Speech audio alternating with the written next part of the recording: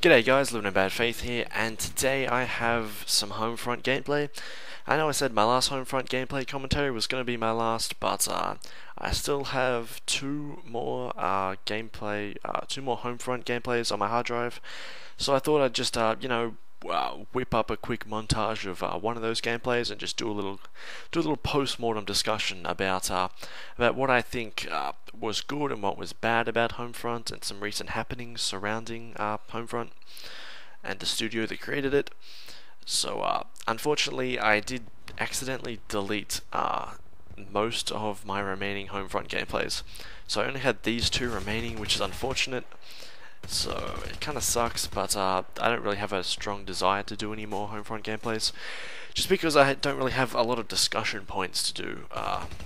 Mostly because it's no point discussing the gameplay because I don't play the game anymore. So anyway, I just wanted to discuss some recent news or recent happenings that have featured Homefront recently. And for some of you who may have heard, the studio who the studio who developed Homefront, I should say, was shut down.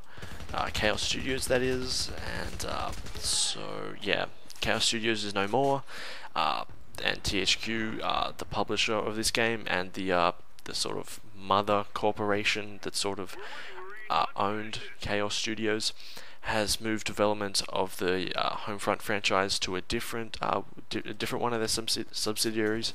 So the Homefront franchise will continue, but Chaos Studios will not. And that's kind of sad news, and 52 people will have their jobs affected by this little closure.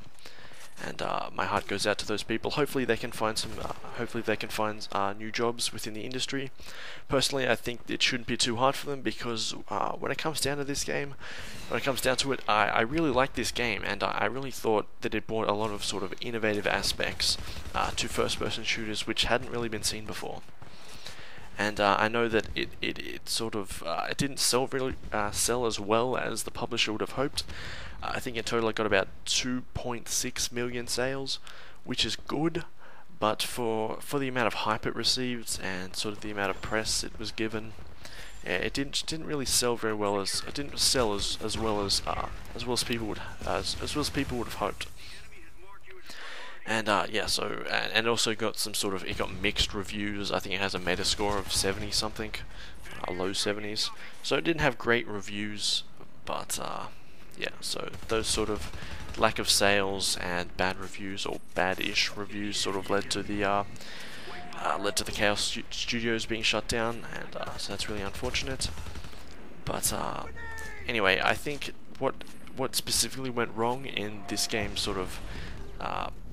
what specifically went wrong with this game is just how much hype it got. It was kind of advertised as that it would sort of pull on people's heartstrings just because it was about a US invasion, and oh, this is going to make you cry and die a little inside just because you're seeing your country in flames and being occupied by communism. And I think that's just sort of setting it up for failure.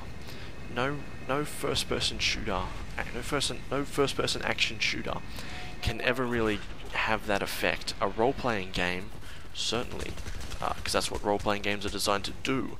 But for a linear first-person shooter, it's sort of just setting it up for failure, because it's a stretch in my mind that a linear action first-person shooter could ever achieve something like that, could ever achieve the emotional connection beyond just the action and the gameplay. So that's where I thought a lot of sort of the negative points of the story came through, and which is a shame, because I really think there was a lot of innovative ideas that this game brought to the table, brought to the first-person shooter genre, and one of those is just the battle points system, which I really love, and I think it's one of the few really good, innovative gameplay mechanics that have been put into a first-person shooter. It rewards people for not just getting kills, but for capturing objectives, or getting assists, and it sort of detracts from the necessary notion to just constantly be killing people. It kind of twists people's arms to sort of play the objective. And I know like kill streak rewards that are in other first-person shooters, just don't do that. They sort of force people to, even though there's objectives involved in the game, they'll just sort of just stay away from the objectives just because they can get all their kick-ass explosions and helicopters and shit from not even caring about those objectives. So I do think the battle point system is really good. It fosters focus on the objectives themselves as the main point of the game, which when it comes down to it, that's what a ground control or a domination match or whatever you want to call it, that's what that match itself is about, the objectives. And I think any system that forces people to play the objectives is a good thing. And I really liked the Battle Commander system. It sort of adds another layer to the first-person shooter, to that sort of standard first-person shooter, that there's a battle going on around you, and that there's 32 players on this map, and that you're not just an individual. It's not just you versus the enemy.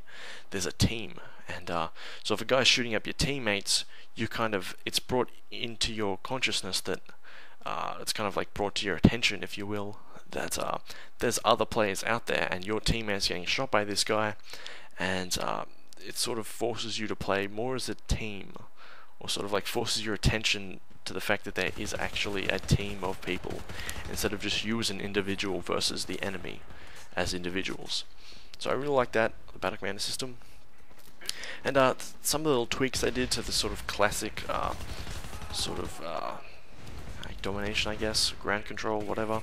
Just sort of that back and forth push, where most of the maps had were separated into 3 parts, and you sort of like push back and forth as your team wins each round. I thought that was really innovative. Don't really see too much of that.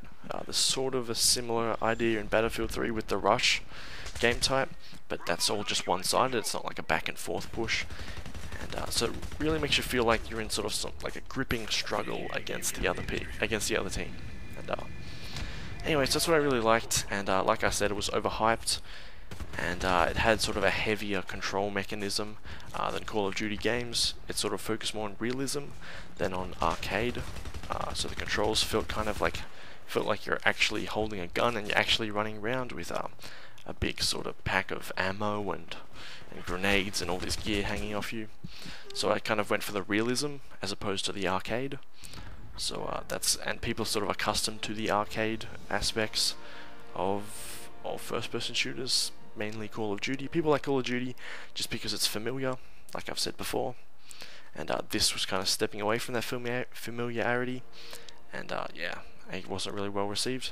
But anyway, to the end of the gameplay, I got 53 for 19, which is pretty good. And yep, if you want to check out more of my videos, there's the link, and there's also the link to a news article which just describes the closure of Chaos Studios. And yeah, I'm living in bad faith. I hope you enjoyed my video, and I'll talk to you next time.